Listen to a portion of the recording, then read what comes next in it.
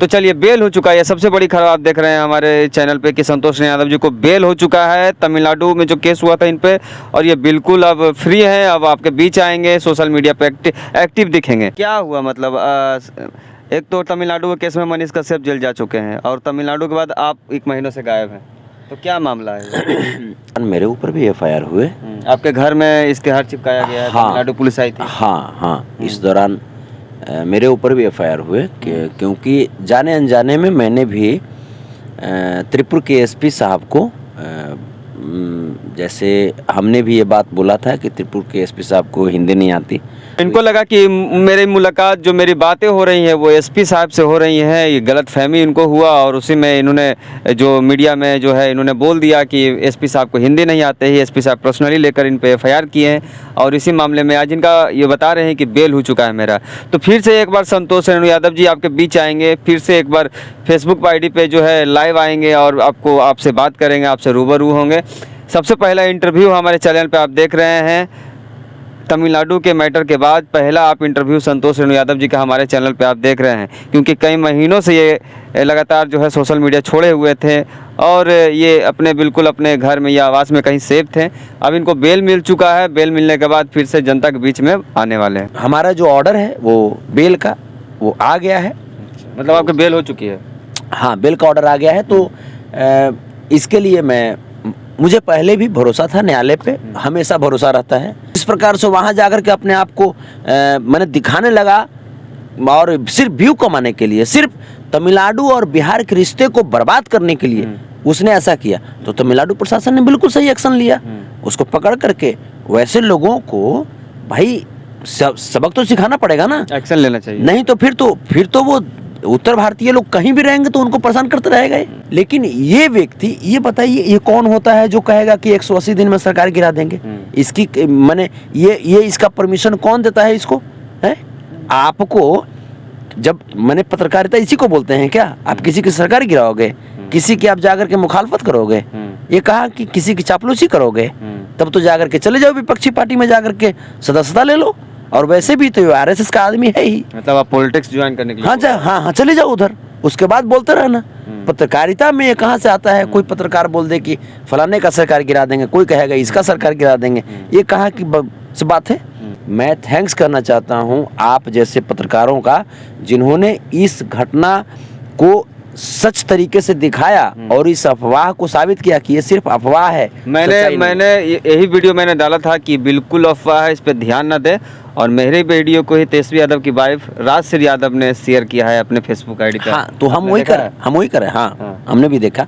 राजश्री यादव नाम का एक अकाउंट है, उस अकाउंट से आपका वीडियो को शेयर किया गया था। वहाँ जाकर के मैंने दिखाया कि नहीं, इस प्रकार की कोई घटना नहीं हुई है, ये सिर्फ अफवाह है। वहाँ पे मैंने दिखाया तमिलनाडु को बदनाम करने की साजिश, ये तमिलनाडु और बिहार के रिश्ते को बदनाम करने की साजिश थी। नहीं, मैं एसपी साहब का सम्मान करता हूँ, मैं सम्मान करता हूँ और मेरे किसी बातों से उन्हें तकलीफ हुई है तो मैं सॉरी भी बोल रहा हूँ पर्सनली भी। लेकिन मुझे खुशी तो उतने दिनों के बाद आप एसपी साहब को क्या जवाब दीजिएगा? कोई बात नहीं, बड़े भाई हैं एसपी साहब, बड़े भाई हैं और मुझे अच्छा लगा, उनकी तीव्रता मुझे अच्छी लगी।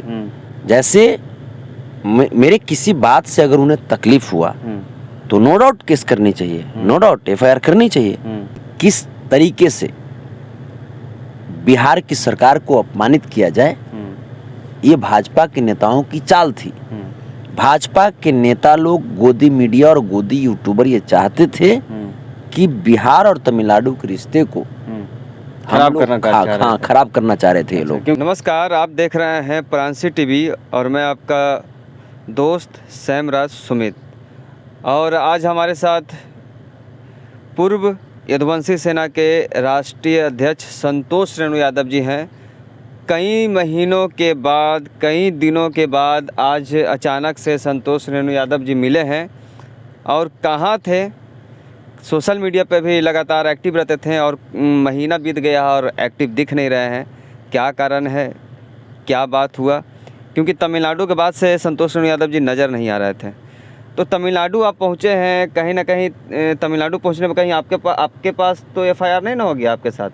जैसे मनीष कश्यप जी जेल चले गए, एफआईआर हुआ तमिलनाडु में, तो आपने तो कोई कांड नहीं किया था तमिलनाडु में, तो आप इतना दिन से थे कहाँ? जी हाँ, काफ़ी दिनों के बाद आपके चैनल प्रांसी टीवी के माध्यम से मुझे अपने भगवान को प्रणाम करने का मौका मिला है। तो मेरे जितने भी मेरे चाहने वाले मेरे भाई लोग हैं, मेरे गार्जियन लोग हैं, सबको आपका भाई संतोष अरुण यादव की तरफ से प्रणाम है। तो आदाब क्या हुआ मतलब एक तो तमिलनाडु के केस में मनीष कश्यप जेल जा चुके हैं और तमिलनाडु के बाद आप 1 महीनों से गायब हैं, तो क्या मामला है? एक्चुअली तमिलनाडु मैटर पे जिस प्रकार से बिहार और तमिलनाडु के रिश्ते को बर्बाद करने की साजिश की गई थी कुछ यूट्यूबरों के द्वारा, तो इसके बाद तमिलनाडु प्रशासन, तमिलनाडु सरकार, आदरणीय स्टालिन जी की सरकार बहुत अच्छा कार्य की। हालांकि इस दौरान मेरे ऊपर भी एफआईआर हुए। आपके घर में इश्तिहार चिपकाया गया है, तमिलनाडु पुलिस आई थी? हाँ, इस दौरान मेरे ऊपर भी एफआईआर हुए क्योंकि जाने अनजाने में मैंने भी त्रिपुर के एसपी साहब को, जैसे हमने भी ये बात बोला था कि त्रिपुर के एसपी साहब को हिंदी नहीं आती। हालांकि एसपी साहब ने द एक्टिविस्ट चैनल पे एक इंटरव्यू दिया हिंदी में, बहुत ही अच्छी तरीके से उन्होंने हिंदी में इंटरव्यू दिया और उन्होंने बताया कि मुझे हिंदी आती है। और उन्होंने ये भी कहा कि जैसे मेरे बारे में कि कलाकार साहब ने जिनसे बात किया था वो मैं नहीं था, बल्कि हमारे ऑफिस के कोई स्टाफ थे। तो बहरहाल जो भी बातें हुई, लेकिन मुझे ये अच्छा लगा कि त्रिपुर के एसपी शशांक साई सर काफ़ी अच्छी तरीके से उन्होंने बातें की और मुझे खास करके उनकी जो एक तीव्रता है वो देख करके बहुत अच्छा लगा। तमिलनाडु सरकार की जो कार्रवाई है वो देख करके बहुत अच्छा लगा, क्योंकि जिस प्रकार से कुछ यूट्यूबर, जो गोदी यूट्यूबर कह सकते हैं, गोदी मीडिया कह सकते हैं, उन लोगों के द्वारा और भाजपा के नेताओं के द्वारा बिहार विधानसभा में जिस प्रकार से हो हंगामा किया गया, इस पूरी एक प्रोपगेंडा थी कि किस तरीके से बिहार की सरकार को अपमानित किया जाए। ये भाजपा के नेताओं की चाल थी। भाजपा के नेता लोग, गोदी मीडिया और गोदी यूट्यूबर ये चाहते थे कि बिहार और तमिलनाडु के रिश्ते को खराब करना चाह रहे थे ये लोग। क्योंकि उससे 2 दिन पहले तो उप मुख्यमंत्री तेजस्वी यादव मिल गया, वहाँ का मुख्यमंत्री केक तो काट कहीं ना कहीं बीजेपी को ये लगा कि अब तो मिल जाएंगे। हाँ, बीजेपी को डर है कि 2024 का जो चुनाव है वो बीजेपी भांप चुकी है कि 2024 में वो सत्ता से दूर होने जा रही है। वो इस बात से सहम करके, डर करके वो हर कदम पे कोई ना कोई प्लानिंग रच रही है। विपक्ष के नेताओं को आपस में दिग्भ्रमित करके लड़वाने का, विपक्ष के नेताओं का छवि खराब करने में जो भी हो सकता है अपना, वो कोई कसर नहीं छोड़ रही है बीजेपी। तो आप पर तमिलनाडु में अफवाह फैलाने के केस नहीं हुए, आप पर केस हुआ कि आपने हिंदी में जो बात की। हाँ, कि बिल्कुल। एसपी साहब को हिंदी में नहीं आता। हाँ, हमने उसमें, चूंकि भाई मुझे दर्द है, तो ये तो पर्सनल ले लिए। हाँ, मैं भी गरीब घर का बेटा हूँ, तो मैं भी अगर हमारे जो ऑडियंस हैं, जो मेरे भाई लोग, मेरे गार्जियन, अगर ये लोग प्यार आशीर्वाद नहीं देते तो हम भी आज तमिलनाडु या महाराष्ट्र या कहीं भी किसी फैक्ट्री में काम कर रहे होते। तो ये तो इन लोगों का आशीर्वाद है कि आज मैं। तो आपको नहीं लग रहा है कि आपके बातों को एसपी साहब पर्सनली ले लिए हैं? कोई बात नहीं, हिंदी नहीं आता, कोई बात नहीं, और वो उसी चैनल पे हिंदी में बात कर रहे थे। कोई बात नहीं, मैं एसपी साहब का सम्मान करता हूँ, मैं सम्मान करता हूँ, और मेरे किसी बातों से उन्हें तकलीफ हुई है तो मैं सॉरी भी बोल रहा हूँ पर्सनली भी। लेकिन मुझे खुशी तो उतने दिनों के बाद आप एसपी साहब को क्या जवाब दीजिएगा? कोई बात नहीं, बड़े भाई हैं एसपी साहब, बड़े भाई हैं, और मुझे अच्छा लगा, उनकी तीव्रता मुझे अच्छी लगी। जैसे मेरे किसी बात से अगर उन्हें तकलीफ हुआ तो नो डाउट केस करनी चाहिए, नो डाउट एफआईआर करनी चाहिए, क्योंकि ये मामला सिर्फ संतोष रेणु का नहीं है, ये मामला सिर्फ किसी पर्टिकुलर 1% का नहीं है। अब जब सामने आई बातें, हर चीज, तो वहाँ पे एसपी साहब भी समझ रहे हैं कि नहीं भाई, हमारा कोई उद्देश्य गलत नहीं था, क्योंकि हम तो यहाँ से जितना प्रोपगेंडा रचा जा रहा था, लोग रच रहे थे। उसके बाद मैं तमिलनाडु गया, तमिलनाडु में कोयम्बटूर गया, कोयम्बटूर जा करके मैंने तमाम लोगों से बात किया, जो उत्तर प्रदेश के मेरे भाई हैं, बिहार के मेरे भाई हैं, झारखंड के और तमाम हिंदी भाषी मेरे भाई हैं, तमाम लोगों से मैंने बात किया। वहाँ जाकर के मैंने दिखाया कि नहीं, इस प्रकार की कोई घटना नहीं हुई है, ये सिर्फ अफवाह है। वहाँ पे मैंने दिखाया तमिलनाडु को बदनाम करने के ये तमिलनाडु और बिहार के रिश्ते को बदनाम करने की साजिश थी। ये आप जब देखे होंगे, मैंने उसके बाद त्रिपुर गया। त्रिपुर में मेरे एक मित्र रहते थे, मैंने वहाँ पे गया। वहाँ पे जाने के बाद खाना पीना खा करके वहाँ से निकले। उस समय मैं अपना पावर बैंक नहीं लिया था। फिर वहाँ से मुझे लगा कि जब तमिलनाडु आए ही हैं तो कर्नाटक में मेरा एक मित्र रहता था, तो मुझे लगा कि चलते हैं कर्नाटक में मित्र के साथ मिलेंगे, चूँकि मेरे साथ पढ़ता था वो, और वहीं पे वो अभी नौकरी करता है एक कंपनी में। तो उसके बाद मैं वहाँ से कर्नाटक के लिए निकल गया और इस बीच में मेरा मोबाइल फ़ोन ऑफ हो गया। तो अब फिर मैं एयरपोर्ट पे जब गया तो एयरपोर्ट पे किसी तरीके से एक व्यक्ति से चार्जर मांगा और लगता है 5 या 10% बैटरी चार्ज किया। फिर उसके बाद कुछ बात किया, फिर उसके बाद फ़ोन ऑफ हो गया। देन आफ्टर हालांकि मैं वापस पटना आया और पटना आने के बाद मेरी तबीयत खराब हो गई थी। पटना आप आ चुके थे, लेकिन उतने दिन तमिलनाडु में थे, तो फिर आप वहाँ अरेस्टिंग क्यों नहीं हुआ आपका? पर बिहार आने के बाद ही वहाँ के प्रशासन क्यों एक्टिव हुए बिहार आकर? जैसे हम कोई गलत काम करते तब ना हमारा अरेस्टिंग होता। हालांकि कोयम्बटूर रेलवे जंक्शन पे मैं जब बात कर रहा था, जब वहाँ से लोग जब पैनिक होकर के अपने गांव की ओर भाग रहे थे, अपनी जीवन जीका सब छोड़ करके, मैं उनको समझाने का भी प्रयत्न किया। जो लोग डरे हुए थे, मैं अफवाह का शिकार हो चुके थे, तो मैंने उनको समझाने का भी प्रयत्न किया। आप देखे होंगे वीडियो, मैं उनको समझा रहा हूँ कि आप रहिए यहाँ, ऐसा कुछ नहीं है, अगर कहिएगा तो मैं आपके साथ रहता हूँ। मैंने बहुत कोशिश की और लोग माने भी, बहुत सारे लोग माने। मैं थैंक्स करना चाहता हूँ आप जैसे पत्रकारों का, जिन्होंने इस घटना को सच तरीके से दिखाया और इस अफवाह को साबित किया कि ये सिर्फ अफवाह है। मैंने यही वीडियो मैंने डाला था कि बिल्कुल अफवाह है, इस पे ध्यान न दे। और मेरे वीडियो को ही तेजस्वी यादव की वाइफ राजश्री यादव ने शेयर किया है अपने फेसबुक आईडी पे। हाँ, तो हम वही करें। हाँ, हमने भी देखा। राजश्री यादव नाम का एक अकाउंट है, उस अकाउंट से आपका वीडियो को शेयर किया गया था।